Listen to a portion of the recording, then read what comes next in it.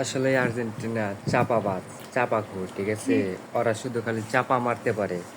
ওদের আল্লাহ তাআলা এই দাঁত আর এই মুখটা দিশাল দিকে আর্জেন্টিনার প্লেয়াররা চাপা করতে পারে।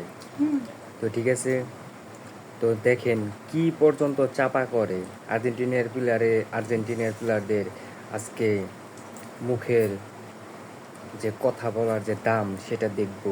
আর্জেন্টিনার প্লেয়ার বলছিল যে কালকে দেখলাম যে টিকটকে, ফেসবুকে, অনেক সোশ্যাল মিডিয়াতে ভিডিও আপলোড করছে, যদি ব্রাজিল যদি হাইতির সাথে যদি জিততে পারে ওরা নাকি মাথার চুল কেটে নেড়ো কইরা বলে ফেলবে।